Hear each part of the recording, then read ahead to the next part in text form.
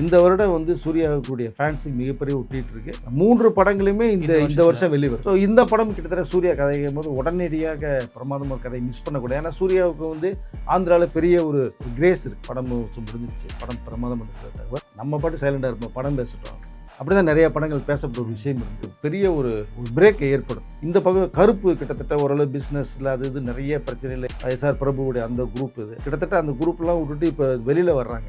Reshoot பண்ணது நிறைய இன்னும் பல கோடிகள்லாம் செலவானது காரணம்னா இந்த படத்தை ஒரு பிரேக் தரணும். சூர்யா பிரேக் இல்லை, ஏதோ எனக்கு பிரேக் வேணும்னு சொல்லி ஆர்ஜே பாலாஜி இவரோட வளர்ச்சிக்கும் வீழ்ச்சிக்கும் யாருக்கா சரியாக ஓடலைன்னா இந்த வீழ்ச்சி காரணமாக தான். சில சூழ்நிலை வந்து தடம் புரண்டார் சூர்யா. அதில் நிறைய படங்கள் வரிசையாக தோல்விகள் வந்து அவருக்கு அவரே தான் காரணமே தவிர வேறு யாரும் காரணம் இல்லை. இன்னொரு பக்கம் ஜோதி அவர்கள் கூட சொல்லலாம். சில நேரங்களில் ஹிந்திக்கெல்லாம் கூட்டு போய் படம் பண்ணுறது மாதிரி பிளாக் பஸ்டர் ஹிட்னு கிடையாது, பிளாக் பஸ்டர் ஃப்ளாப்னே சொல்லலாம். நீங்கள் கொடுக்கும்ல மகாராஜாக்கு பிறகு எதுவுமே இல்லை. இப்போ உங்களை ஒரு இமேஜில் பார்க்குறாங்க, நீ ஹீரோ பண்ணுறீங்க வில்லனா பண்ணீங்க, ரெண்டுமே அக்செப்ட் பண்ணிக்கிறாங்க இந்த ஆடியன்ஸ். அது பெரிய விஷயம் இந்த நேரத்தில். அப்போ உங்களுடைய தேர்வுகள் கரெக்டாக இருக்கணும். இப்போது காட்டான் கூட நீங்கள் பார்த்தீங்கன்னா வெப் சீரிஸ் ஒன்று போய் பண்ணால் அது பிரமாதமான ஒரு லைன். தமிழ் சினிமாவே ஒருத்தர் வெற்றிக்காக காத்துட்டு இருக்காங்க சார். தேட்ரிக்கல் ஹிட்டாக எப்படா இந்த மனுஷனுக்கு அமையும் அப்படின்ட்டு சூர்யா அவர்களுக்கு தேட்ரிக்கல் ஹிட்டாக வந்து கடைசியாக எதுவுமே பெருசாக அமையவே இல்லை. அதுவும் இல்லாமல் மக்களும் வந்து அந்த அளவுக்கு அந்த படங்களுக்கு பெரிய ஆதரவு கொடுக்காத மாதிரி ஒரு படங்கள் தான் அவர் சூஸ் பண்ணிட்டு இருந்தார். ஓடிடியில் வந்து சூரியரை போற்றும் ஜெய்பீமும் வந்து பெரிய வரவேற்பு கிடச்சிது.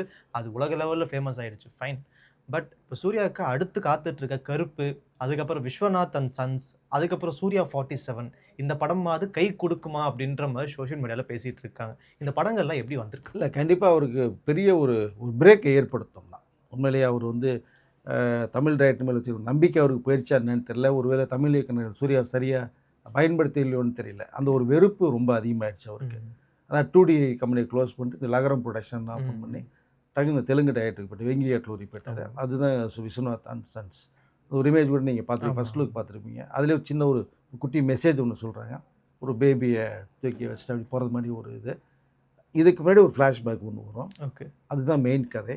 இப்போ என்ன நடக்க போகுது அப்படிங்கிறது மாதிரியான ஒரு இது. எப்பவுமே வெங்கி அட்லூரிங்கிறது ஒரு மாஸ் டைரக்டர். ஆமாம் சார்.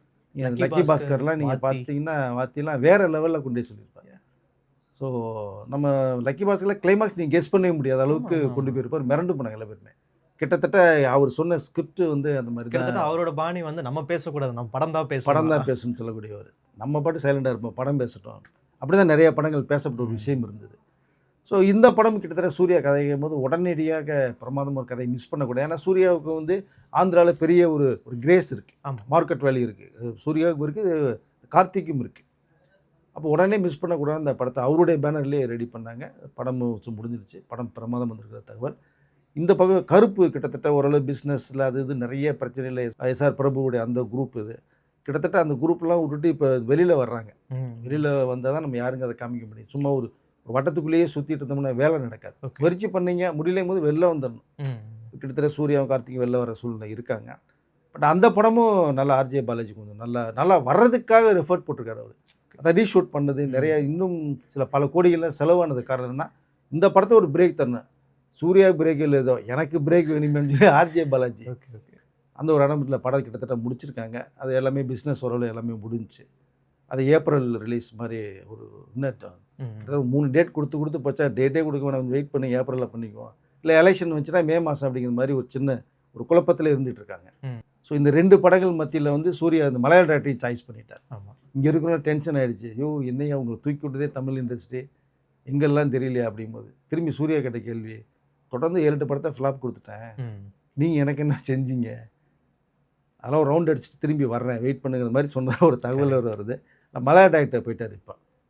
பட் அந்த படமும் ஒரு மிக சிறப்பாக உருவாக்கிட்டு இருக்கிறதா ஒரு தகவல் அது. இந்த வருடம் வந்து சூர்யாவுக்குடைய ஃபேன்ஸுக்கு மிகப்பெரிய ஒட்டிகிட்டு இருக்கு. 3 படங்களுமே இந்த வருஷம் வெளிவருது. ஓகே, சொல்ல வரிசையாக வருது. கருப்பு ஏப்ரலில் வந்துச்சு அப்படின்னோம்னா ஒரு கிட்டத்தட்ட ஆகஸ்ட்டில் வந்து வெங்கி அட்லூரி படம் வர வாய்ப்புகள் நிறையா இருக்குது.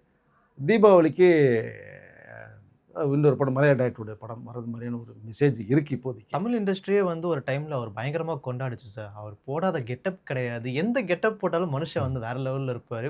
படங்களும் அந்த அளவுக்கு பேசப்பட்டுச்சு. கடைசியாக ரிலீஸ் ஆன ஒரு 7 படங்கள் வந்து ஒரு தோல்வியாக தான் போயிட்டு இருந்துச்சு. பெரிய பேச்சுகள் இல்லை, எக்ஸப்ட் சூரரை போட்டு ஜெய்பீம் தவிர்த்து. மீதி எல்லாமே வந்து எதற்கும் துணிந்தவன்லாம் கூட பெருசா ஒரு போகல. அப்படி பார்த்த மனுஷங்க இப்ப சூர்யாவை வந்து இவர் ஹிட் கொடுப்பாரா மாட்டாரா அப்படின்ற ஒரு கொஷின் மார்க்லயே வச்சிருக்காங்க. இவரோட வளர்ச்சிக்கும் வீழ்ச்சிக்கும் யார் காரணம்? அவர் தான் காரணம்னு சொல்லலாம், வேறு யாரும் கிடையாது. ஓகே. எப்பயுமே ஒரு மிகப்பெரிய வெற்றிக்கு வந்து ஒரு மனிதன் அவருடைய ஓட்டம் தான் காரணம். சரியாக ஓடலைன்னா இந்த வீழ்ச்சி காரணம் அவங்க தான். பட் இங்கே சில சூழ்நிலை வந்து தடம் புரண்டார் சூர்யா. ஓகே. பட் இப்போ சுதாரிக்கவும் தான் இப்போ கொஞ்சம் வந்து வெளியில் படம் பண்ணுன்ற ஒரே நோக்கத்தில் தான் வெளியில் வந்திருக்காரு. ஸோ மீண்டும் பழைய சூர்யாவை நீங்கள் கண்டிப்பாக பார்க்கலாம். இந்த கதை தேர்வு விஷயத்தில் கோட்டை விட்டுட்டாரு. எஸ் அது வந்து 100% கோட்டை. அது இவரா டைரக்டாக கேட்குற கதைகளா இல்லாட்டி வந்து ஃபேமிலியோடு டிஸ்கஸ் பண்ணீங்களா? ஃபேமிலியும் கிடையாது. ஓகே. இதில் தான் இந்த குரூப்பில் தான் ஸ்ரீ இருந்தார். ரொம்ப நாள் வழக்கேன் பண்ணிட்டு கீழ் ஸ்ரீ மாநகரன் ஸ்ரீ காணகாரன் இல்லையா, அந்த ஸ்ரீ இந்த ஸ்டோரி பெஞ்சில் உட்காந்துருந்தார். அவரும் கதை கேட்பார். பண்ணக்கூடியது சூர்யா ஹீரோ, ஒரு இயக்குனர் சூர்யாக்காக கதையை உருவாக்கிட்டு வர்றாங்க. இங்கே சூர்யா கேட்டால் சிறப்பாக இருக்கும், இங்கே ஸ்ரீ கேட்பார். But okay, talent person Sri, அதெல்லாம் தப்பு இல்லை. பட் மெயின் யார்? நீங்கள் இங்கெல்லாம் போய் 4 பேர்கிட்ட சுற்றி 5ஆவதாக போகும்போது டைரக்டர் அசந்துருவார். அவர் என்ன சொல்லணும்னு நினைக்கிற நேரத்தோட மிஸ் ஆயிரும் சில நேரங்களில். அப்போ நீ கேட்டிங்களப்பா எப்படியா இருக்குன்னு கேட்கும்போது இவருடைய பார்வைக்கு வேறு மாதிரி இருக்கும், அது சூர்யா கவனத்துக்கு வேறு மாதிரி போயிடும். அங்கே நிறைய கொஞ்சம் சில மிஸ்டேக் நடந்தது. அதில் நிறைய படங்கள் வரிசையாக தோல்விகள் வந்து சூர்யா கொடுத்தது வந்து அவருக்கு அவரே தான் காரணமே தவிர வேறு யாரும் காரணம் இல்லை. பட் கூட இருக்கிறவங்க ஒரு காரணம். ஆனால் சூர்யா தானே கவனத்தில் எடுத்துக்கணும். கண்டிப்பாக நீங்கள் மற்ற எல்லாத்தையுமே மற்றவன்கிட்ட கொடுங்க, கதையை மட்டும் நீங்கள் தான் கேட்கணும். சூர்யா வந்து எக்ஸ்பர்ட். சூர்யா எந்த ஹீரோவுமே அவர் மட்டும்தான் கதை கேட்கணும். நடிக்க போகிறது அவர் தான் ஸ்பாட்டில் இல்லையா. பட் அவங்க தான் கேட்கணும். அப்போ தான் நீங்கள் வந்து உள்ளே வாங்க முடியும், நீங்கள் வெளில கொடுக்க முடியும் மக்களுக்கு. கரெக்ட். அந்த தவறு பண்ணறனால வெற்றிக்கும் தோல்விக்கும் சூர்யா மட்டும்தான் காரணம்னு தான் என்னால் சொல்ல முடியும். பட் இப்போ கிட்டத்தட்ட அதெல்லாம் தாண்டி வந்துட்டார்.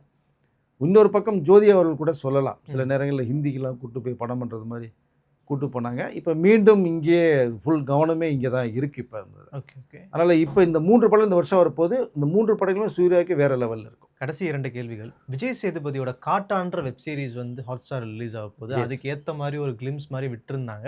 ஓகே, ஒரு யூனிக்கான ஒரு வெப் சீரிஸ் மாதிரியோ இல்லாட்டி ஒரு கொலை வழக்கு பேஸ் படியோ இருக்குன்னு வச்சுக்கோங்களேன். பட் விஜய் சேதுபதி வந்து முன்ன இருந்த மாதிரியான படம் தேர்வுகள் அந்த ஒரு கரெக்டாக சூஸ் பண்ணி எடுக்கிறது இல்லை, பிஸியாக தான் இருக்கார் மனுஷன். பிஸி ஷெட்யூலில் தான் வருது, அது ஒன்றும் மறுப்பதற்கு இல்லை. ஆனால் தொடர்ச்சியான படங்கள் சில படங்களை வரிசையாக தோல்வி தான் கொடுத்துட்ருக்காரு வரிசையாக. அவர் பெரிய லெவலில் இப்போ சமயத்தில் இந்த 2-3 படங்கள்லாம் பிளாக் பஸ்டர் ஹிட்டுன்னு கிடையாது, பிளாக் பஸ்டர் ஃப்ளாப்னே சொல்லலாம் நீங்கள். பட் ஃபுல் எஃபர்ட் போடுறாரு. ஆனால் பெரிய லெவலில் அவரால் ஒன்றும் கொடுக்க முடியல. மகாராஜாக்கு பிறகு எதுவுமே இல்லை கிட்டத்தட்ட. ஓகே. பட் அவரும் இந்த கதை காலத்தில் கொஞ்சம் சோர்வடைஞ்சிட்டாருன்னு நினைக்கிறேன். இப்போது நமக்கு எது கிடைச்சாலும் பரவாயில்ல, நம்ம நடிப்போங்கிற ஒரு ஆர்டிஸ்ட்டு போயிட்டாங்கன்னா அங்கே வீழ்ச்சியை தான் பார்க்க முடியும். ஓகே. உங்களுக்குன்னு ஒரு மக்கள் செல்வன் படத்தை கொடுத்துட்டாங்க, மக்களுடைய ஆதரவு இருக்குது. இப்போ உங்களை ஒரு இமேஜில் பார்க்குறாங்க, நீ ஹீரோ பண்ணுறீங்க வில்லனாக பண்ணீங்க, ரெண்டுமே அக்செப்ட் பண்ணிக்கிறாங்க இந்த ஆடியன்ஸ். அது பெரிய விஷயம் இந்த நேரத்தில். கரெக்ட். அப்போ உங்களுடைய தேர்வுகள் கரெக்டாக இருக்கணும். அங்கே விஜய் சேதுபதி மிஸ் பண்ணுறாரு, அதான் தொடர் தோல்விகள். இப்போது காட்டான் கூட நீங்கள் பார்த்தீங்கன்னா வெப் சீரிஸ் ஒன்று போய் பண்ணால் அது பிரமாதமான ஒரு லைன். பட் ஏற்கனவே வெப் சீரிஸ் வந்து ஹிந்தியில் நிறையா 2-3 இது பண்ணியிருக்காரு விஜய் சேதுபதி. பட் இங்கே இது வந்து நல்ல கதை அப்படிங்கும் போது தான் இதுக்குள்ளே உடனே பண்ணுவோன்னு சொல்லிட்டு பண்ணப்பட்ட ஒரு விஷயம் இருக்குது. அதில் தான் ஒரு சின்ன அடிப்பட்டு பெரிய சீரியஸ் ஆகிட்டார், ஐசியூவில் போட்டிருக்காரு. நாங்கள் ஒன்றும் இல்லை, சின்ன விரல் அடிப்பட்டது தான். அவர் ஜாலியாக இருக்கார். இல்லை அந்த பிக் பாஸ் பாரு கூட இதில் ஒரு மெயின் ரோல் நடிச்சிருக்காங்க. விஜய் கூப்பிட்டு அது வாய்ப்பு கொடுத்துருக்காரு அவருக்கு, பாருவுக்கு. பட் நல்லா இருக்குன்னு சொல்லி வந்து கேள்வி வந்திருக்கு. அவர் வந்து நல்ல கதையில் மீண்டும் தேர்ந்தெடுக்கணும். உங்களுக்கான ஸ்பேஸ் இன்னமும் இருக்குது. மிஸ் பண்ணிங்கன்னா அங்கே தூக்கி போட்டுட்டு வேற ஒருத்தர் வந்து உட்காந்துக்குவார். விஜய் சேதுபதி தான் கேர்ஃபுல்லாக இருக்கணும். கடைசி கேள்வி, ஹிப்ஹாப் தமிழா? ஹிப்ஹாப் தமிழோட படங்கள்னாலே வந்து ஆரம்ப கட்டத்தில் ஒரு ஜாலியாக இருக்கும், அவர் படத்துக்கு ஒரு கேரண்டீடு இருக்கும், மீசை முறுக்கு, நட்பே துணை, இந்த மாதிரி படங்கள்லாம் பண்ணிட்டு இருந்தவர் திடீர்னு ஒரு தோல்வியை கொடுத்தாரு. இவரோட படங்கள் நோட்டிசபிளாக இல்லாத மாதிரி ஒரு ஃபீல் வந்துச்சு. இப்போ மீசை முறுக்கு 2ன்னு சொல்லிட்டு அவரோட லைனப்லேயே வந்து ஒரு படத்தை ரெடியாக வச்சுருக்காரு. இந்த படத்துக்கு மேலே எந்த அளவுக்கு எதிர்பார்ப்புகள் இருக்குது, என்னென்ன ப்ராசஸில் போயிட்டுருக்கு? இல்லை, மீசை முறுக்கு ஒன்றே வந்து ரொம்ப பிரமாதமாக இருக்கும். அதில் தான் அவருடைய இமேஜே கொஞ்சம் மக்கள் மத்தியில் ரீச் ஆச்சு. இடையில வேறு சில கதைகள் எடுத்தார். எப்பவுமே நம்மளுடைய வெயிட்டு தந்த கதை எடுக்கணும். நீ கொஞ்சம் மிஸ் ஆகி போய் எடுத்தீங்கன்னா அது ஆடியன்ஸ் ஒத்துக்க மாட்டாங்க. அப்படி தான் ட்ராக் மாறி இப்போ கொஞ்சம் எடுத்தார். டபுள் ஆக்ஷனில் வேறு பண்ணார். ஸோ தோல்வியில் செஞ்சாங்க. உங்களுடைய வேல்யூ என்னமோ அதுதான் நீங்கள் பண்ணணும். பிரதீப் ரங்கனுக்கு என்ன தேவை இப்போ? ம். நீங்கள் நாளைக்கு வந்து பெரிய மாஸ் ஹீரோ கமர்ஷியல் அது வேறு. பட் இன்றைக்கி என்ன தேவை? இன்றைக்கி கூட்டி நீங்கள் வந்து 50 பேர் அடிக்கிற மாதிரி தனுஷ் அப்படி தான் சுல்லான் அடித்தார். ம். அவருடைய இதுக்கு எவ்வளோ தேவையோ அது பண்ணணும். மீறி பண்ணாங்க சுல்லான். அது அட்டர் ஃப்ளாப் ஆச்சு. அது மாதிரி ஒரு ஹீரோங்கிறவர் வந்து தேடணும். கதையை தான் தேடி நீங்கள் பண்ணணும். மீசை முறுக்கு டூ பயங்கர எக்ஸ்பெக்டேஷன் அதிகமாக இருக்குது. Okay. அவருக்குன்னு ஒரு குரூப் ஆடியன்ஸ் இருக்காங்க. பட் அதை வந்து நீங்கள் தக்க வச்சுக்கணும்.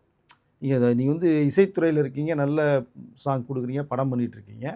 ஹீரோவாக வரும்போது நீங்கள் வந்து 2 கவனம் செலுத்து. பட் இந்த மீசை முறுக்கு டூ நல்ல ஸ்கிரிப்ட் பார்ட் 2ல வந்து மாதிரி வந்து ஒரு தகவல் வந்திருக்கு. இதற்கிடையில் சுந்தரசியுடைய அந்த படத்துக்கு மியூசிக் பண்ணுறாரு. ஓகே. விஷால் ஹீரோ புருஷன் ஒரு படம், அதுக்கு மியூசிக்லாம் பண்ணி கொடுத்துட்ருக்காங்க. பட் மியூசிக் மட்டும் நல்லா இருக்கிறதா ஒரு தகவல் வந்து ஸ்கிரிப்ட் வைஸ். ஓகே. பட் மீண்டும் அவர் கொஞ்சம் வரலான்னு நினைக்கிறேன் இப்போ தமிழ். நம்ம நேயர்களுக்காக நிறையா சொன்னீங்க சார். ரொம்ப நன்றி.